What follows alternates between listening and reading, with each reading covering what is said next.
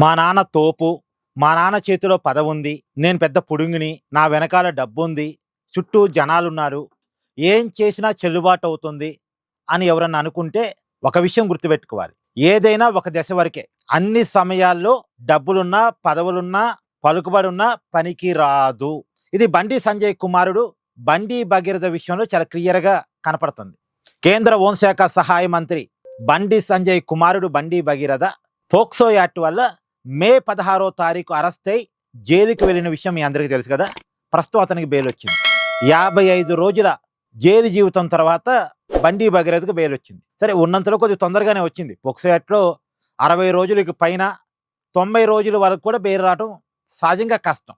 కానీ మరి కేంద్ర సహాయ మంత్రి కుమారుడు కదా, పెద్ద పెద్ద రాయాలను పెట్టుకొని గట్టిగా వాదోపవాదాలు చేసుకొని మొత్తానికి బెయిల్ వరకు సంపాదించగలిగారు. ఆ బెయిల్ కూడా చాలా కండిషన్స్ మంది ఇచ్చారు.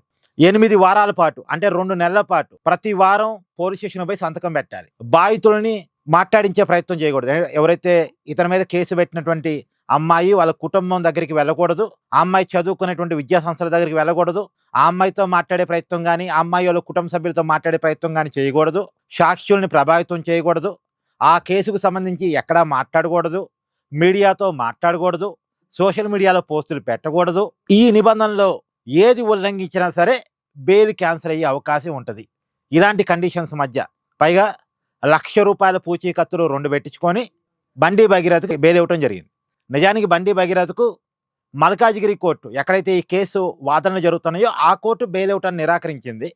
కానీ వీళ్ళు హైకోర్టును అప్రోచ్ అయ్యారు. హైకోర్టు మొత్తానికి బెయిల్ ఇచ్చింది. మన జూలై 6వ తారీఖున హైకోర్టులో వాదోపవాదాలు జరిగాయి.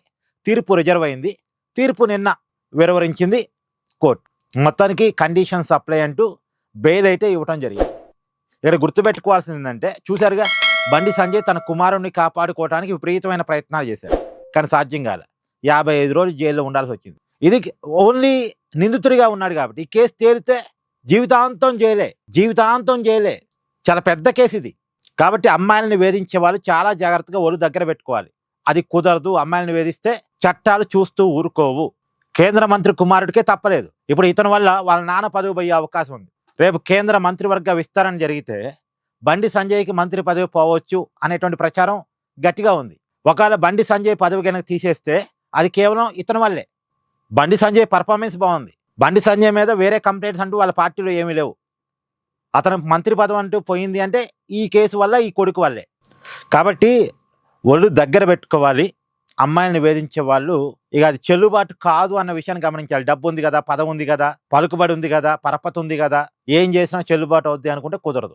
సరే, మొత్తానికి బండి సంజయ్ కుమారుడు బండి భగీరథకి బెయిల్ అయితే వచ్చింది. But conditions apply. అతను బయట ఎక్కడ కూడా ఈ కేసు వివరాలు, కేసు విషయాలు ఎక్కడ వెల్లడించకూడదు, మాట్లాడకూడదు. పైగా ప్రతి వారం పోలీస్ స్టేషన్ పై సంతకం పెట్టాలి. పద్ధతిగా నడుచుకోవాలి. నిజానికి మధ్యలో మధ్యంతర బెయిల్ వచ్చింది. ఎగ్జామ్స్ రాయటం కోసం 1 వారం పాటు బెయిల్ ఇచ్చారు. ఆ బెయిల్ అయిపోయిన తర్వాత మళ్ళా పోయి జైల్లో సరెండర్ అయ్యాడు. ఇప్పుడు నార్మల్ బెయిల్ వచ్చింది. ఇది. Thank you. Please do like, share and subscribe this channel.